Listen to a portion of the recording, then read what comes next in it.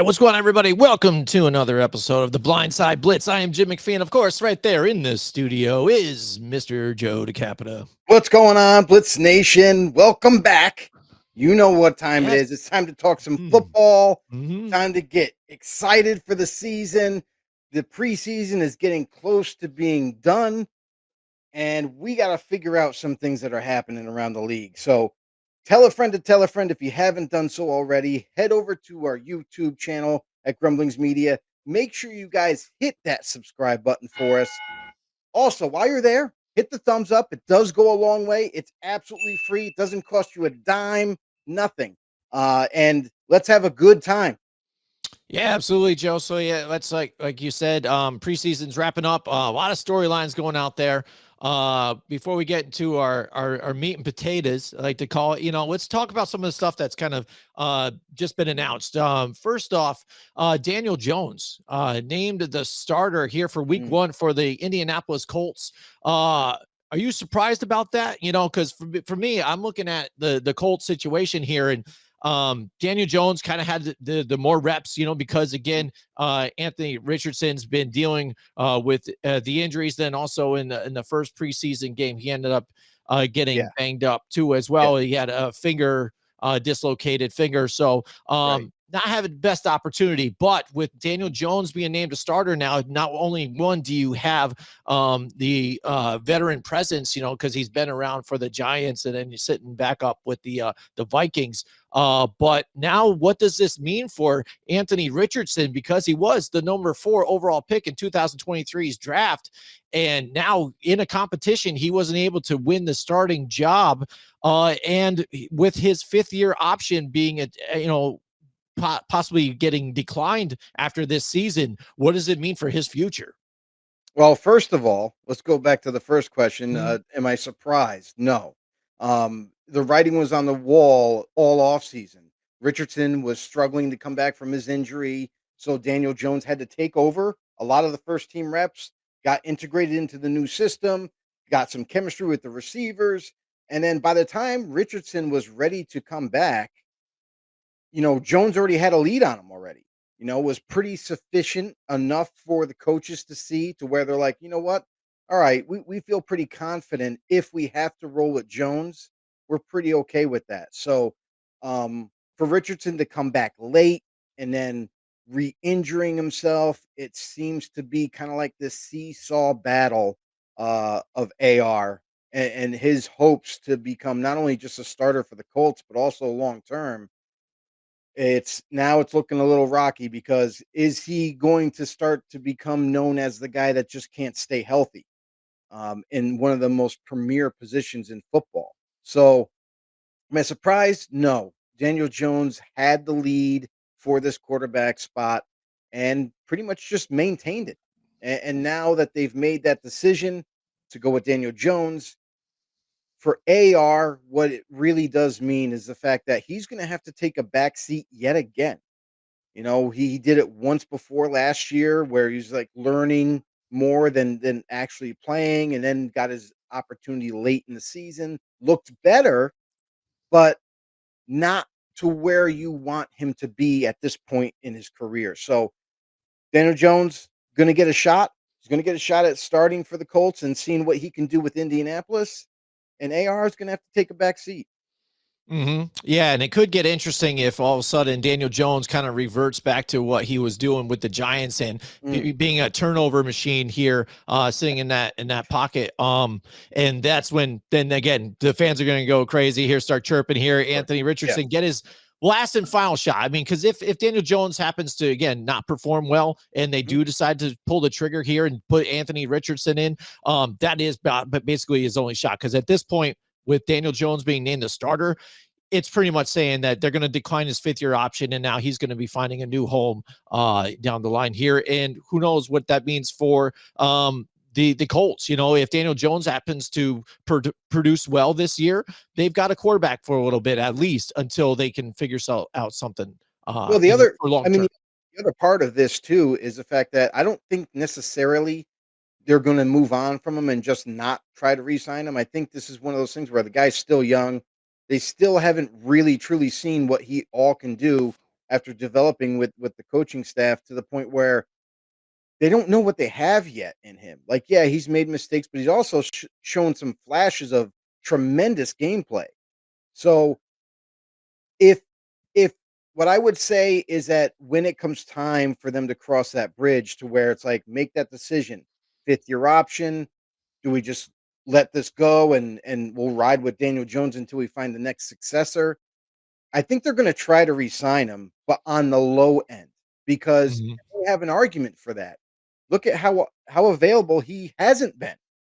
You know, he's always been getting injured. Seems like every single year since he's been in the league, and he hasn't really shown enough. So you can't really command as a quarterback. I know it's the most important position, but you can't command a lot of money or hit the market and expect that same return because you haven't shown nothing and you're often injured. So maybe the Colts try to like get him on a cheap deal or something to keep him there and still try to work with him. But man, things in Indianapolis are really shaking out to be a little bit chaotic right now, and I'm very curious to see what direction the Colts do decide to go. If Jones, like you just mentioned, if Daniel Jones fails yet again with another team, they're going to put AR back in.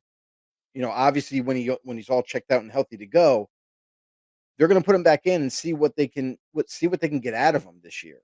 Mhm. And then we'll get to that decision part where the fork's in the road, and then they gotta make a decision. Do they stay? Do they let him go? Do they whatever they decide to do, maybe trade, who knows?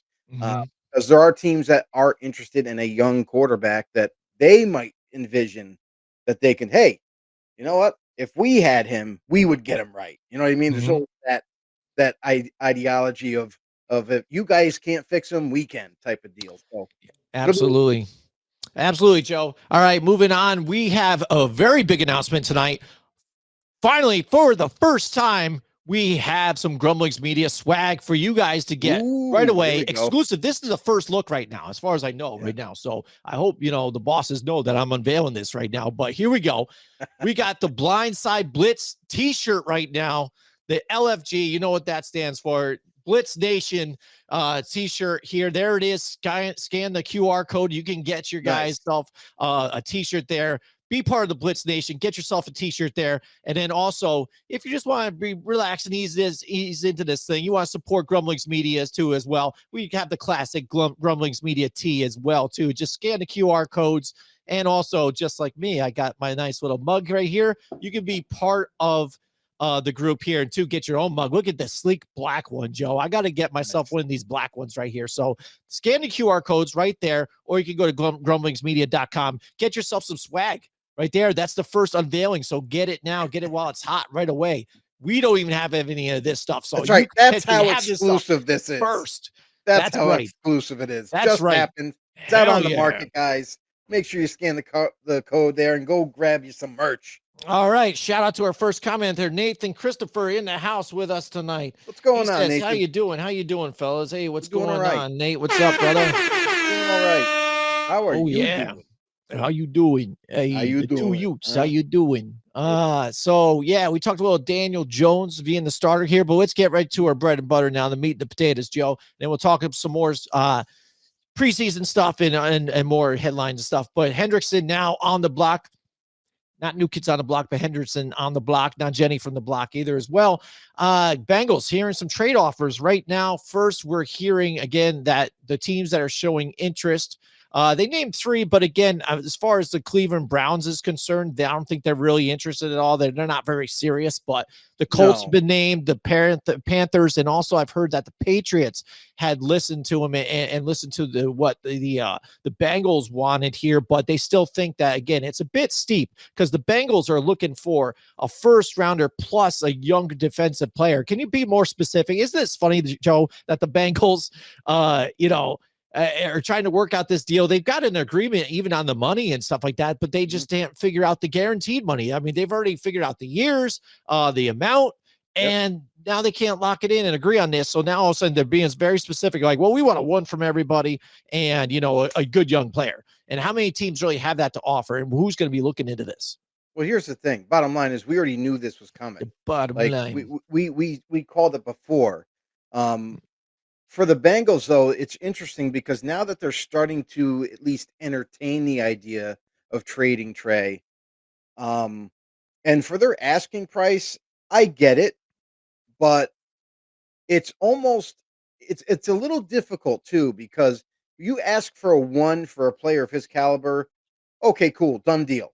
I think teams would Mhm. definitely do that in a heartbeat. Maybe give a middle round pick as a secondary draft pick to kind of get the deal done, and then they still got to resign. They still got to sign him long term. So a lot more financials are going to have to be burdened onto the new team that does acquire him, if that in fact does happen. But to ask for a one and a young, like, kind of up and come player or young player that's already established, I don't know if they're gonna be able to swing that, if a team is willing to give up not just 1 first round pick, but also to give up one of your, like, key young players on your roster. I think that might be a little bit too much to ask for, especially for Trey Hendrickson, who's not young, a guy who's at towards the end of his, career, so to speak, 30 plus years old. And now he's looking for a big time contract. And how much longer is this guy going to play? It looks like, at least on the football field, he could play another 3 years. Mhm. And that's kind of what you're going to have to judge this by is he worth a first and giving up a potential, who knows, potential stud player, as well, and then you bring in a guy who's gonna only be there for about 3 years until he retires, and it's like you're gonna give him all this money on top of it. I think it's a lot to ask for. I'm cool for them to kinda settle on, like, maybe a first rounder and maybe, like, a middle round pick to kinda get it done, but I think they're asking a little bit too much.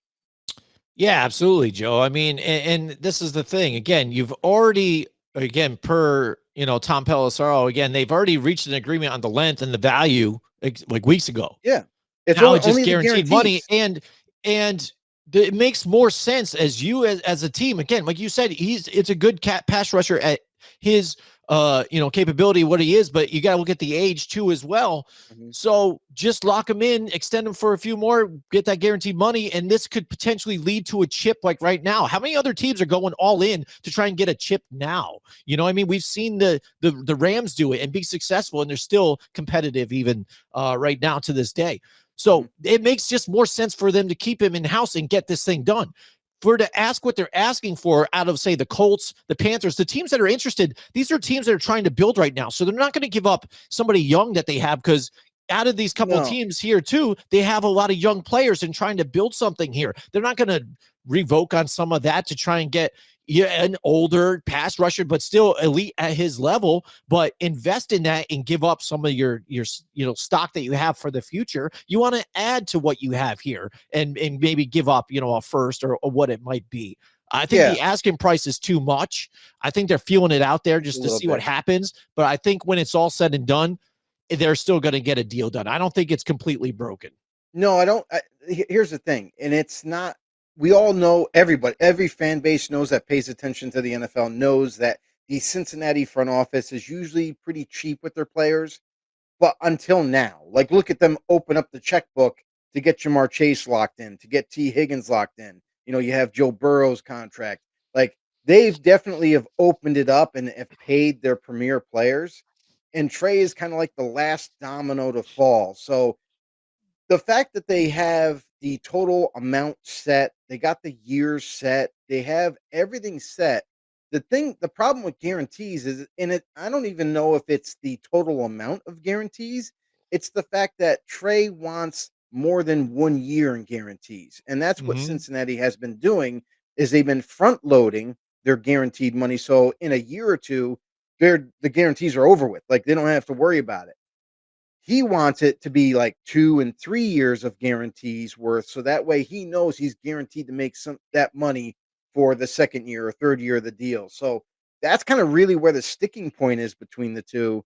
And yeah, you're right, Jim. I think that this isn't as broken as maybe the mass media is leading on to. like, oh, it's over. Like now they're entertaining trades and everything from other teams. Like the writing's on the wall type of deal. Like no, I don't believe that just yet. I don't think they're ready to move on. I think they're close.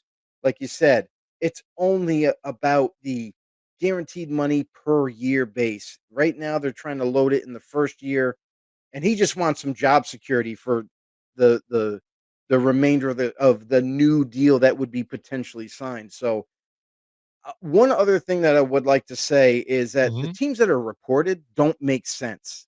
Right. Like the Patriots, I understand they have they are the top team with the most amount of cap room right now currently, but they're also a young up and coming team, and they have their quarterback, and they have some studs on defense like Christian Gonzalez, and it's like, well, they're not trading any one of their young studs away just to get Hmm. Trey, who's 30 plus years old. Like, and the Patriots aren't ready to win right now. So it just doesn't make sense for them to make this move. You look at the Colts again, they have drafted two young DNs.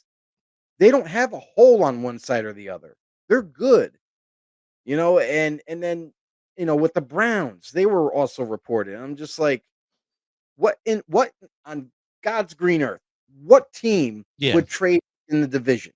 Hmm. Like, it just Yeah. doesn't Yeah. happen. It just So doesn't make sense. the teams that were reported make no sense at all. Now, there Hmm. are other teams out there that have the money that maybe could make the swing for it, but a lot of times in this situation, it's teams that have that money are not usually teams that are gonna go for the playoffs even, or Hmm. even push for the Super Bowl at all. Like, they don't have that, that type of roster. So, it's very difficult to kinda pinpoint where Trey would land, and obviously, he does wanna go to a contender for of course, and that's kinda like if everything is perfect, Hmm. if everything lines up perfectly, then maybe he could get onto a contending type of team or something like like Packers. They were another one that was kind of mentioned that they Yeah. were a team interested. They even called Cincinnati, so there was that report to kind of kick the tires on what they could work out. So it's interesting, but I think it's one of these moves that teams make from time to time when a disgruntled player is Hmm. they're still trying to work out a deal. They're like, "Okay, you know what?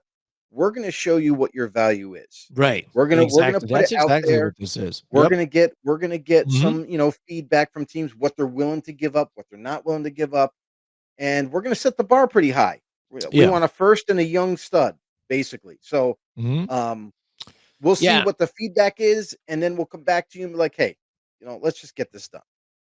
Yeah. I mean, and again, for me, I think a dream scenario, and probably for that would work out for both teams. And again, I don't know whether, with contracts or not, this Mhm, is without looking at contracts. mhm, But I would, could see, um, the Washington Commanders, say, pulling off a trade to get Trey Hendrickson, and then you give them a first and Von Miller. That way you don't get a young player, but you get a veteran that might be all right for the defense here at this point that just can plug in and no. play. And then you've got your first round pick to put for an investment towards a younger defensive player. Because this is the Here problem with what they're asking. They're asking for a first round pick, which mhm, is going to be a young stud or whatever who you can get to build, but then another mhm. young guy that you're going to get to build. You would probably So want to give, somewhere general close or value. That's what I mean, like a veteran, and then a draft pick, a first round pick. That would make more sense to me. you also And, got you and that's also the got to team that's remember competing right now. So you also got to remember too. It's about where the team might be picking next year too. yeah, Like you might have no, a I get that. losing team or a middle of the road team. Let's just say like let's say Raiders. Mhm. Raiders, they're not looking like they're going to make the playoffs. You know what I mean? You don't know what you're going to get with them, so they might be picking kind of like it could be in the middle of the pack. It could be higher. And if they have a young defensive end that they could maybe swap for Trey, where yeah, they're not a winning team, they're not gonna be pushing for the Super Bowl, but they have the money. They got a young player that came back this year at defensive end in Malcolm Kuntz, who's still in his prime. They could ship him over. They could get the deal done. They could give up a first rounder for this upcoming draft. They could pull that off. But I think they're trying to find a situation where it's going to work out for Cincinnati, and that's a perfect storm. But a lot of these other teams that are either going to be competitive, like the Packers, even the Eagles called, by the way. Mhm. Um, and Eagles would make a lot of sense because they have 29 million under the cap. Mhm. They Mhm. can definitely afford his contract. Of course, they're willing to give up their first round pick because they Yeah. vision that they're going Yeah. to be at It's the gonna be bottom of the later. round. Mhm. You Mhm. know, so there is going to be a lot of table talk over the phone with various teams, and Cincinnati's going to have to gauge, like, okay, do we just ship them to like a team that's might be picking high, or do we make that deal with the winning team, and then you're going to get a lower value in terms of a draft pick? So, um, definitely interesting. I'm curious to see what the Bengals do. I still think that this deal's got to get done between them and Yeah, I Trey think and it Cincinnati. is. Yep. All right, we got Mike Tackett in the house with us tonight. What's going All on, Mike? right, Mike. He says, "What's Trey's open market value? Are teams going to be willing to give up a second round pick for a 30-year-old who's had two great back-to-back years? I get striking while the iron is hot, but Mhm. at what cost?" And that's the thing, and that's what teams are really seeing here. That's what I mean. They're kind of inquiring about it, and I bet you the phone calls like, "Yo, are you for real about this? First round pick and everything? Like, come on, bro. You Well, they gotta know. do something here." But like you said, Joe, I think it's more of like kind of to show a little bit on their end, say, hey, Mhm. Trey, this is what the market's saying that you're even worth out there right now. So let's Yeah. bring it back to the table after this, and then we'll get this thing done. And that's what I think this is. I think this is the final standoff, the final stages, and they're going to wrap it up before the season The starts. interesting thing is that if the second round pick was what they were looking for, all 31 teams would No, be right, calling them and saying, "Yes, we'll give you a second round pick right now to get him." right. Like his You value is, I think his value is a first round pick. And then if you want to sweeten the deal, or if you have to sweeten the deal, you give a fourth, a fifth rounder, something like that to kind of get the deal done and get him shipped over. Right, and But you remember before the draft too, they were offered a second round pick and they didn't. They turned it down. So yeah, that's the yeah. thing. So I mean, that's not where the value is, where they see it. So no, it's first round pick is yep, where it starts, yep. All and right, it so is a lot. absolutely. So we got a bunch of new people joining in with us again. So again, one more time, we're going to be selfish. We're going to promote some more swag. Here we go. The Blindside Blitz t-shirt. There it is. Scan the QR code right there. Get yourself a Blindside Blitz t-shirt. Be one of the first. Or also, we also have more Grumblings Media swag too. There's a Grumblings Media t-shirt too. So go to grumblingsmedia.com and look through the shop, and you can find all kinds of different things from all the different podcasts here at Grumblings Media, or just buy yourself some Blindside Blitz gear. You just might as well start off with the best, right, Joe? You know what I'm saying? That's what That's I'm right. saying. That's So right. absolutely. So Terry McLaurin, we're talking about him quick too.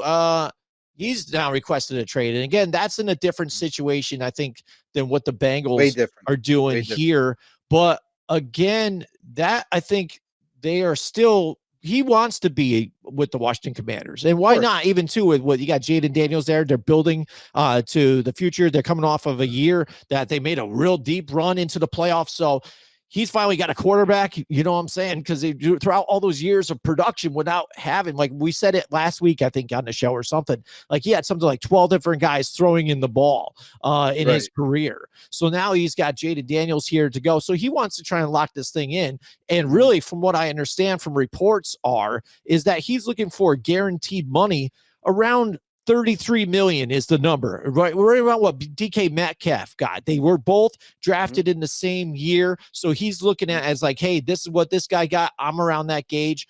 Mhm. And that's where they're kind of where their standoff here is with Washington. Because obviously he's like 33, 34, and they're like Right. 29 and a half or whatever. Yeah. So that's what they're negotiating here. And he does what he can only do here and say, hey, I'm going to put my foot down. I request a trade now. But again, I think I see this deal getting done still. But this is their final play and this final standoff. Yeah, and you know what? This is an awkward situation too. This is very weird because unlike other standoffs, it's almost like Terry McLaurin is kind of hinting that he wants out in a sense. And then you have the organization. It's like, oh, we want to keep you, but you're 30, and even though you've been super successful, that And healthy, yeah, and super healthy, and we're just not sure how much we want to commit to you financially. It is such a awkward Yeah. situation for a guy in his rookie year, just shy of 1,000 receiving yards, and every year after 1,000 plus. I mean, this guy's been one of the most successful and dynamic wide receivers in the league ever since he entered, and pay the man. What are you messing with this for? If you can get him nailed down for 34, 35 million on average per year, do it. Get it done. Make Jaden Daniels happy, because he's his number one target. He's so dynamic. I know he's 30 years old, but this guy still has 3 really good years left in him. A guy who hasn't been injured, a guy who has stayed healthy. You gotta reward that. So I think it's insane that this particular situation has gone this far. I thought this deal would get done by now, and we're still not seeing it yet. Yeah, definitely, Joe. So, I mean, that's something I think we need to follow, further throughout this. But again, I think it's going to get done. He said, that he wants to be a commander here. It's just, again, the final standoff here. We've got Daniel Husinger in the house with us tonight. Danny, what's going on, Daniel? He says, how about Danny Dimes? Yeah, how about he's him? A big Daniel Jones fan. We know that, right, Joe? How about him? How about Danny Dimes? We just talked about. Yeah, exactly. He hates Daniel Jones. Yeah, exactly. So, so he also says how many quarterbacks has Terry McLaurin played with. But Daniel Jones, again, yes, named the starter. We talked about that earlier. Again, it makes sense for them, for the Colts and stuff. And, hopefully it works out for them and that he's going to be their starter and they can lock it in. But everybody knows that as this season carries on, if Daniel Jones starts doing Daniel Jones things, that what got him kicked out of New York, there's going to be more grumblings about what are we going to see with Anthony Richardson. Let's give this guy one more shot. Again, he's young, drafted in 2023. Yes, he's had a lot of injuries, but there's still some potential there, so let's see what happens. So there you go. To Daniel's point, how many quarterbacks in total have played with Terry McLaurin? 13 in his short career. 13 in his short career. Yes. That's right. Yeah, so it was 13, and then he had 14 people throwing in the ball because I think Logan Thomas or something like that at one point threw him a ball as a tight end, or something. Right. It was crazy. It was an astronomical number, and for him to be producing like he is, and we talked about, quick Joe, the fact that he was healthy too. So there isn't even that weighing in. The back of their heads, we're trying to figure out this contract. We're like, well, he's older, he's going to get banged up, blah, blah. Dude, there's no signs of that at all. Like the dude is just, just produced. So Joe, why don't you tell everybody quick one more time here where they can find more podcasts like this, and then we can get into our next subject here. Real simple. You just head over to YouTube for us. Head over to that Grumblings Media landing page right there. Hit the subscribe button while you're there. Also, don't forget to tell a friend to tell a friend. Spread the word. Hit the thumbs up while you're there. Share it to all your family and friends. The whole deal there. Really do appreciate you guys. I haven't checked the subscription total as of right now for Grumblings Media, but last time I knew we were over 18,000, approaching 19,000. Want you guys to be part of Blitz Nation. Yeah, absolutely, Joe. Absolutely. Love you guys out there. So yeah, keep the comments rolling. I see you guys out there. What else we got? And he says pay the man. Pay the man. Pay the man. That's right. See, just do it. He did that with messing around. So here's the list. By the way, Danny, a little bit more for you. 10 starting quarterbacks. So he's had 13 people throw to him, but 10 starting quarterbacks goes as follows: Case Keenum, Dwayne Haskins, Colt McCoy. Remember Colt McCoy? Alex Smith, Kyle Allen, Taylor Heineke, Garrett Gilbert, Ryan Fitzpatrick, Carson Wentz, and Sam Howell. So, not the greatest of quarterbacks. Who the hell cares? Gotta tell you, it's a lot of them. Yeah, it's a big list. Yeah, absolutely. So, we know Dan is our in-house Buffalo Bills fan, so I could not bring up the Buffalo Bills here, and it's something I think at least discussing and talking about because it has been an issue with them. So, the question is here, should the Bills be worried about what happened here? They just got blown out 38-0 here in preseason. And I get that it's preseason. All right, whatever. You're starting whatever here, but the ones got beat by their ones, the twos got beat by their twos, the threes got beat by their threes, the fours got beat by their fours. Joe, the problem with Buffalo is they went into the playoffs, and because they got dinged up where they had no depth. And obviously you can see that they still don't have any depth.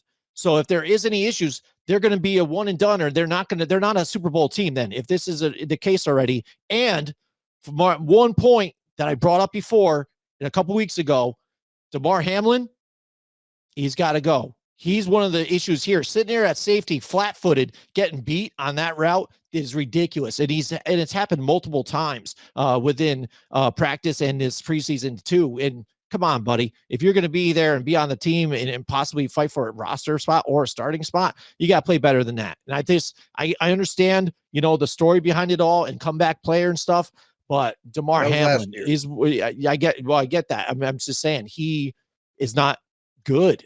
So I don't think Bills already know that, and the Bills have already knocked him down on the depth chart. So, to highlight that, the coaches have already seen that. They've seen enough from him. He's in danger of actually not making the 53-man roster as we speak. So, that's how bad of a fall off that has happened to Damar. But for the Bills, it's preseason. Bottom line, like, I don't care. Like, we can look into so deep into the preseason and say, well, they played the ones against ones, they look like trash. They played twos against twos, they were terrible. Threes against threes, well, that's just a clusterfuck. But all in all, it's preseason, guys. And you don't even know what they're trying to do. Like, they could be trying to do stuff that they're not accustomed to, that they're not used to. They're throwing in some wrinkles to try to see what works or what sticks. This is the same roster, the same team we saw last year go to the playoffs and get it done. They had injuries too last year, but they still made it work. And it's just like any other good franchise. They figure out a way. The Bills did it last year. I'm not concerned with the Bills at all. I think they're still going to be a competitive team. They're going to be a playoff caliber team. And I think that the blowout of the preseason, I think, is getting a little bit overblown, and people need to pay less attention to preseason games and just more about their rosters going forward and what they can do to make each other better. Daniel is bugging. He wants to call into the show so badly, but there's no phones. No phones. Well, yeah, technically no, but no. But the again, I think it needs to be said for something. And I get that preseason it doesn't matter. You're trying to get some guys to just, see what you have and stuff like that. But when they can't muster up anything, even after some turnovers and stuff, you want to see some progress. So, because that was it. That was the shot. Because this week they're most likely going to put some of their starters in because it's basically the dress rehearsal before you get into the season. So what did you see? You see that the rest of your team needs a lot of improvement. So I think when it comes down to it, if they do have injuries, and they already have some injuries here at the wide receiving position, that they need to have that depth there because that matters when it comes playoff time. And that's really what helped to that early exit for them in this past season in the playoffs. So I think it is something to an extent to look at. But on the other side, I don't put a lot of stock into the Bears and what happened there either. I don't exactly think that it was the Bears were just that much better either. I don't think it was like all of a sudden, these guys are just light these guys up. Look at them. Look at Ben Johnson's offense and Caleb Williams. I don't think it was actually that either. So I think there is something to be said, but there are a lot of overreactions to this particular game. I mean, that's what it mostly is overreactions because there's a bad score. It's just the players didn't play up to par that week. And people keep forgetting, like, no teams are game planning to play each other in preseason. Everybody plays base offense, base defense. It's nothing to trick each other. They're not doing anything out of the ordinary. It's very vanilla. It's boring. And all they wanted to see is the talent level to outplay the other team. That's really it. So, like, for Chicago to show up and, oh, Caleb Williams had a good day, and yeah, he did. But you're playing a base defense. You're not they're not game planning for you. And same way on the other way, the offenses aren't game planning for the defenses. So um, take it like a grain of salt. It's preseason. It doesn't mean absolutely nothing. The score could be 60-0, and it still doesn't mean anything until we get to regular season, where we literally get to see what teams actually are when they play live, when they're game planning against each other. When, some teams are going to have better coaching, some teams aren't, and it shows, so execution better or poor, so we'll see when week 1, week 2, week 3 happens, and then we'll get a good idea of what the NFL spectrum shows. All right, here we go. Danny says, also got to ask when Jimmy joined the family, and is he bringing the cutlets? I think about it too. I actually kind of do look like Tommy DeVito's agent, maybe a little bit too much now too. So I don't know. So that could be part of it. Forget about it. Bada boopy. So, all right, Joe. So let's move on to some of the other storylines within camp. Joe Flacco named the starter. That's no big surprise between all of us Not here. at all. Again, we're all like, yeah, that was the whole thing. Never left number 1 depth chart. There he is though. So all that really does though is ponder the question, what do they do with the rest of them again? And the way both rookies had played in preseason, it just shows that they both have potential. They're both there. They're both going to compete for the job.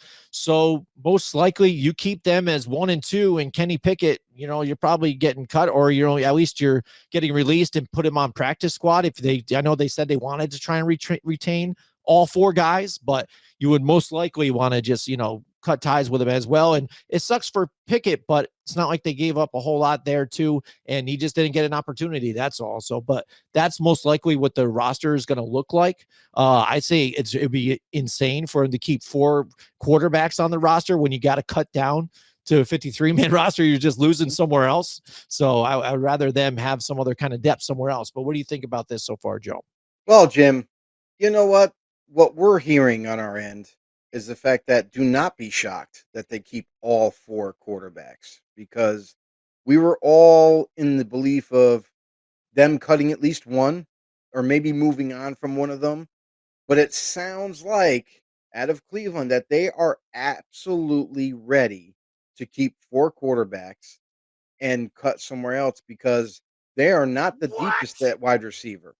So maybe that's where they make that extra player cut, because honestly, you look at that roster and it's like, I don't know. They got a couple guys, but after that, it's kind of up in the air. So there is going to be, I feel like that's what it sounds like, is that they are prepared to make the exception in keeping all 4 quarterbacks for a franchise that has gone through quarterbacks like drinking water every week.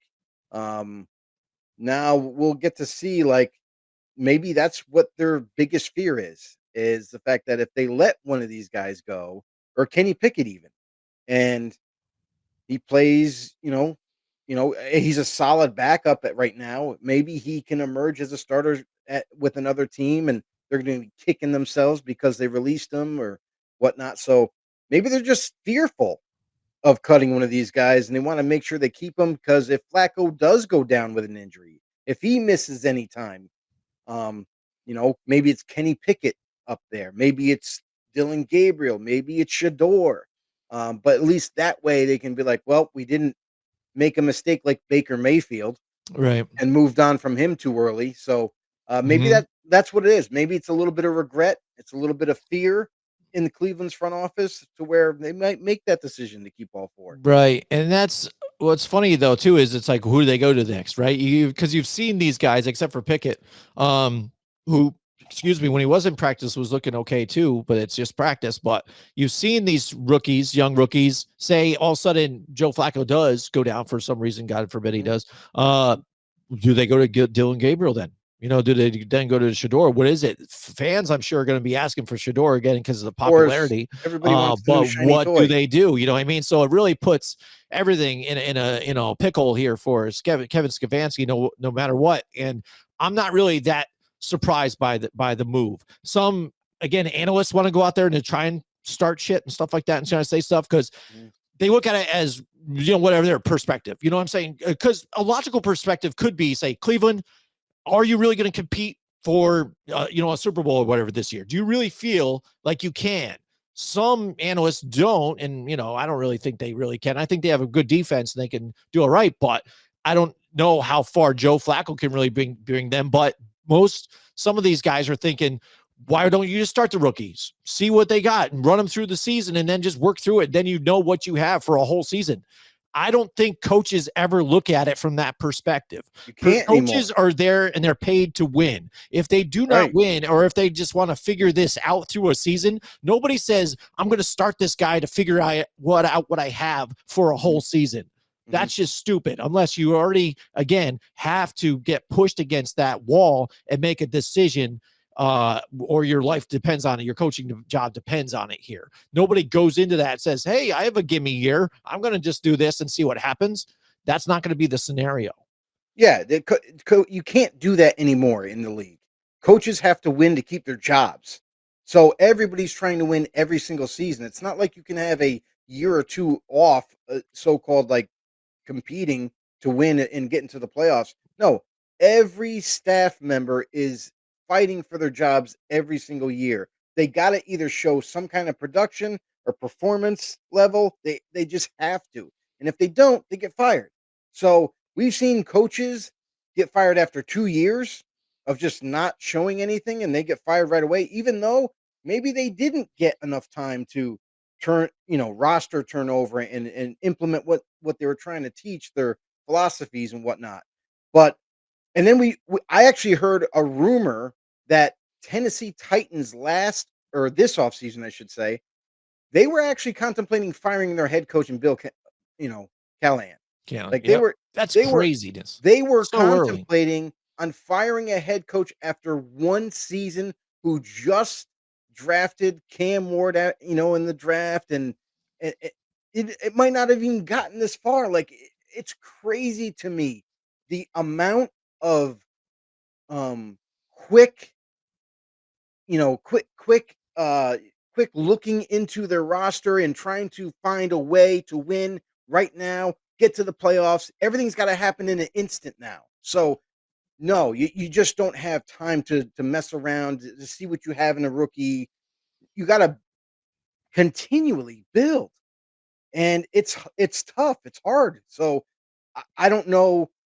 Going forward, like it seems to be one of these crazy things that a coach does not have sufficient time to make changes and be a guy that can stay for 6, 7, or maybe even more than that years with a team because a lot of times these guys are like either put up or shut up and that's it. You're out the door in 3 years. If you don't show wins and you don't start showing promise, owners get fed up and they like, all right, we need to bring someone else in. It's not working. Yeah, absolutely, Joe. So again, that's the drama we're going to be able to see unfold in front of us here for Cleveland. But again, luckily for Joe Flacco, again, hopefully he retains that starting spot throughout the season here, and they can make a push or whatever they're going to do. And then we'll find out for the next season what really goes down with the quarterback saga here. But never a dull moment in Cleveland. Never a dull moment here on the show, the Blindside Blitz. Before we head up out of here, Joe, again, why don't you tell everybody here about the new swag we got here. Let's promote the swag here one more time for everybody. Yep. We got some swag, guys. Look at this. Look at this insane t-shirt right here. You guys got to get on this. Be part of the Blitz Nation. Support our channel by heading over there. Get yourself some merch. Just help us out here. Show some love. That's what this is all about. Show some love. You can get the Blitz Nation shirt. You can also get Grumblings Media merch to further support the channel. You can get a t-shirt, you can get some beautiful mugs. The black one, I gotta admit, Jimmy, that's probably my favorite one right now. So it is. But yeah, all that being said aside, a couple things that I wanted to get to Dane's last two questions. These are real question is who picks up Sanders if he's designated to the practice squad. Guess what? He'll never get there. Mm, He's going to be valuable. There's no way. Somebody would definitely put a waiver claim in and snag him up right away. So he won't even get. mm, They won't even let that happen. What's Pickett got that Sanders doesn't? Experience. He's already mm, been in the league. He's been in a couple different offensive systems. He's got some nice velocity on it on his ball, and he can play. He really can play. He just hasn't.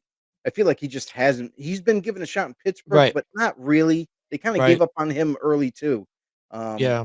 I feel with him, if he's able to get, somewhere out and find a spot again, if I'm a dome team, maybe against Saints, if they really don't have a quarterback that they're really high on that they have in house, or even, why not bring him over to the Colts too, if they're still not sold you on know Daniel something. Jones or Anthony Richardson. You know something, Jim. The biggest nitpicking thing on him coming out of the draft was that he's had terribly small hands. Hmm. And that's why everybody said, "Oh, we can't play anywhere but in domes." Well, guess what? He played in Pittsburgh. He showed Hmm. flashes there, and that Hmm. was outside. So I don't think domes are going to keep him in a funnel there. Um, he said, "Yeah, being in the NFL is hard, and you have to fight for your job, but not like you are overseas getting shot at." Okay, Yeah, yeah, yeah, true. exactly, precisely. I So, mean, that's oh boy. an All interesting right. statement. All right. So yeah, that's it for the show. Again, we really appreciate you guys to support the show. Make sure you guys go to Grumblings Media on YouTube. Just search that there and you can find it. Hit the like, hit the subscribe, hit the notification bell, let you know whenever we go live. We have a bunch of other podcasts too. You can check out there. But again, Mhm. ours is the best. So stay tight with us. Support this. Be part of the Blitz Nation. We love you guys out there. And we'll see you guys in the next one. Hey everybody, this is Big John from Grumblings Media, and I just want to say thank you for watching our content. If you want to support our efforts here at Grumblings Media, just smash the subscribe button right here, totally free, or just go ahead and consume more of our great content. Click either one of these two boxes.